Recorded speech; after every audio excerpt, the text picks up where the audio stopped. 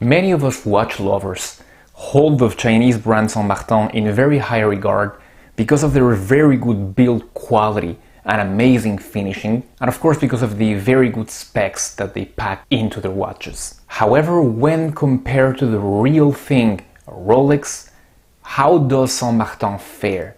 That is a question that many of us have been asking ourselves for a long time, and I guess that today we will finally be able to answer, because I have with me the amazing Rolex Submariner 126610LV or Starbucks, and I've got the Saint Martin SN019-G, which is directly homaging this Rolex Submariner. Let the battle begin. First, let me thank Rolex for the sponsors of this video, because they allowed me to get my hands on the Rolex Submariner. I have reviewed this timepiece. You can find the review in here or here, I never know, here. And Rolex are an online retailer with over 7,000 timepieces from 49 different manufacturers, and they do have their own staff of expert watchmakers that control every watch that they sell, so they can provide you with a 2-year warranty. Besides from that, they have a very interesting system where they have lounges on many European cities and overseas as well, where you can go and directly test any watch from their catalog. This allows you to test the timepiece on your wrist before committing to it. And in the description below I have left a link.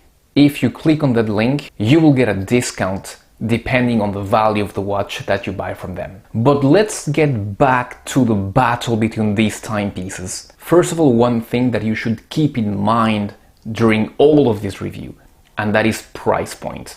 The Saint Martin sells from $310 on the PT5000 version. The PT5000 movement is a clone of the ETA 2824, a Chinese clone, and it is $412 on the Sellita SW200.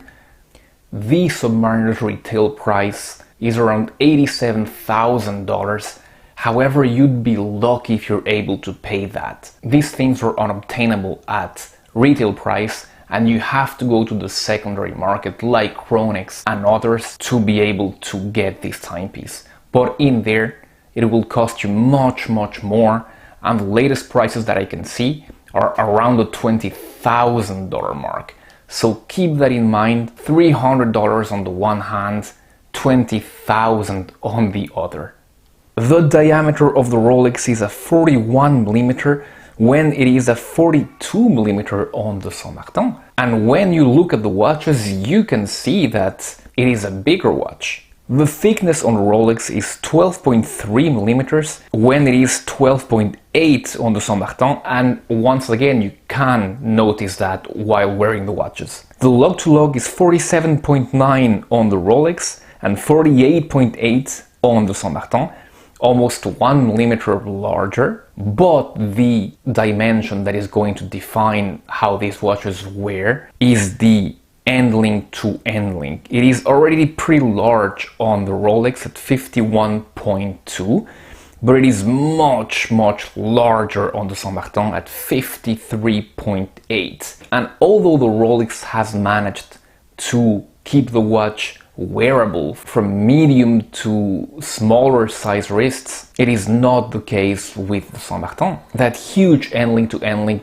makes it that on most wrists there's an unsightly protuberance of the bracelet, which is a pity, because on the previous Water Ghost model that is still for sale actually, and that according to me is the best bang for buck that Saint Martin are selling still, the end link to end link was only 49.8mm, so that watch wore wonderfully. But I digress. The log width on both watches is 21mm, and the bracelet tapers from 21mm to 16.5 on the Rolex, which gives it an elegant taper, which is not reproduced on the Saint Martin, because that one tapers at 18mm. At the clasp, I measure 19.7mm width for the Rolex and a 20.5 for the Saint Martin. The Rolex weighs 153 grams size for my 7-inch wrist, and the Saint Martin weighs 161. Already an advantage to the Rolex, Based on wearability, I would be steering you to the SN017, which work just wonderfully. Let's talk about the dials and the finishing in those. Both dials are piano black. They're both very reflective and done to a very high standard. The indices reflect beautifully on both timepieces. There is not one that emerges victorious from this. On the lettering, this will be the first surprise of the video, because on extreme macro, I noticed some paint bleeding from the Rolex. Of course, it is totally invisible to the naked eye, but when we apply this level of very high macro, we do see it. Especially check that R there, and check the other letters, check the L for example. There is some paint bleeding in there. Did Rolex rush these watches out to meet an increasingly higher demand? When you look at the Saint Martin, the lettering is overall better than on the Rolex. Huge surprise here. When you look at the indices, you can see that both are done to an extremely good and high level, barely any imperfection or dust particle in any of them. So dial-wise, Saint Martin has the edge up to now. However, that is balanced out when you check the hands. And the hands are almost impeccable on the Rolex. They're done beautifully and you barely see any dust particle in there. When you look at the Saint Martin, and even though this is invisible to the naked eye, you can see dust particles there, you can see imperfections on that hour hand. Nothing to hold against them at their price point. Let's talk about the crystals protecting those dials. Both are flat, both are sapphire, but only the Saint Martin has anti-reflective coating, which works fairly well. The Rolex, however, does not. It is only applied on the Cyclops, and it is amazingly good. So one wonders why they do not apply it on the whole sapphire. So advantage again to Saint Martin in here. However, when you check that Cyclops, it looks so much better on the Rolex. Perfectly well aligned, it just looks classy. It looks a bit sloppy on the Saint Martin, and once again, I think it looked much better on the SN017 with the Seiko NH35. Let's look at those bezel inserts. And even though they're both green, they are very different shades of green. The one on the Rolex is much more vivid, when the one on the Saint Martin is much paler. They're both ceramic, of course. The difference is that the one on the Rolex has the numerals and markings inlaid in platinum. The ones on the Saint Martin are just painted. Let's check the lume on these watches. So BGW9 on the Saint Martin, and plenty of it as you can see. Rolex proprietary chromolite on the Submariner, which according to Rolex lasts twice as much as Superluminova. At the beginning you can see that both shine equally bright. As time progresses, it is very hard to tell which one comes out on top. With my experience with both these watches, I would give the slight advantage to Rolex, but it is not an overwhelming win. Talking of overwhelming wins, let's talk about the movement. And here there is absolutely nothing that can be said. The Rolex just crashes the Saint Martin. Whether you take the PT5000 or the Sellita SW200. The PT5000 beats at 28,800 beats per hour, so 8 beats per second. However, it only holds a charge of about 38 hours, and the stated accuracy is -10, +10, depending on the versions. Here this one is not too bad, but unusual wear, this watch is not within COSC. It is, I would say, around the -8 second mark. Rolex inaugurated the 3235 a few years ago, and it brought them up to standard with a 70 hour of power reserve, of course 28,800 beats per hour, and a movement that is just solid and reliable. This is in part why you pay for Rolex, guys. Check those readings. On any position, this Rolex cannot be faulted.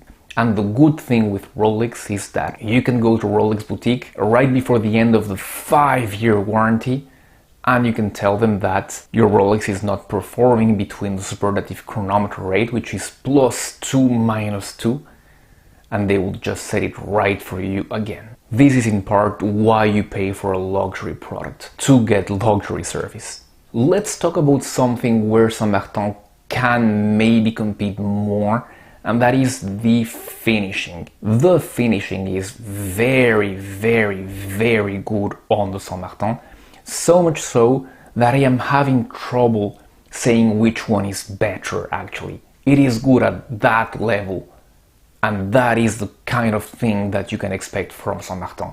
I just wish they had applied that amazing finishing to the hands. But hey, you cannot have everything for $300. Check the crispness of the polishing of the Saint Martin. See how it reflects on my finger there? Very, very amazing.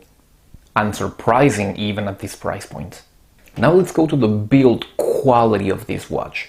This is something that Saint Martin also is very renowned for. However, here I must say that I am a bit disappointed with the Saint Martin. Because of two things. First of all, because of the bezel. That bezel turns well enough. It is clicky, responsive, and pretty nice turn. However, check the lateral play on that bezel. It is not good. And once again, on the SN017, it was perfect. Surprisingly enough, the Rolex also has a bit of play to that bezel.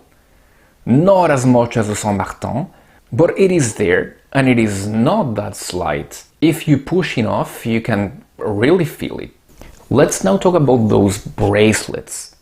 And they're both 3-link bracelets, Oyster as it is called for the Rolex, and they're both solid links, solid end links, and held together with screws. Same thing here, the finishing is, I would say, pretty much as good on one and on the other. The clasp is going to make the difference here. Don't get me wrong, the clasp on the Saint Martin is very, very good, very high quality, with 4 levels of micro adjustments and all solid elements, and the stamping of that Saint Martin logo is just wonderful. However, the Rolex is just on another world with that proprietary glide lock technology. It is so useful, so well done. I've had Chinese watches trying to copy this glide lock. They don't get it right. When you hold both watches, you see the difference in build quality. The Rolex feels like an extremely well-built piece of mechanical work. From when you use that glide lock, to when you open the clasp, to when you rotate that bezel, and when you're setting your time, everything here oozes solidity and refinement. Not so much so with the Saint Martin, even though they have made improvements, because many customers complained of the sharpness of the SN017. There are still some sharp edges here and there, and even though this is a solid watch, it is not a refined watch. It is refined enough, and it is really well done for the price, but you're not going to get even close to the build quality of a Rolex. And I would say that after the movement, the build quality is the biggest gap between these watches. That is if you're not counting the brand prestige. And that is in part what you're paying for here. For all that heritage, all that prestige. The Saint Martin is a very well built watch. I still don't think that this is their best work. I do believe that they have many other models that are much better than this one. I was a bit disappointed by this one, especially given the price. I have made a video of my top 3 Saint Martin watches, but when you have the real thing at your disposal, you can see that there's a huge gap still that cannot be closed. It is unfair to criticize Saint Martin and other Homage watches for not closing that gap even more. They have done huge improvements. I believe they have gone as far as they can, and on some aspects they have gone very close, like the finishing, like the specs that you've got on the watch, movement aside of course, but on all those intangible aspects and even on build quality, they cannot by definition get there. We should not hold this against Saint Martin. We just cannot expect a $300 watch to be as good as a $20,000 watch. That would be totally insane. Thank you guys so very much for having checked the video. I have made other videos about the same topic. I have actually gone even further and compared the GMT Master 2 against the Pagani Homage GMT. You can find the video here. So if you like, go ahead and check that video and I'll be seeing you there. Goodbye.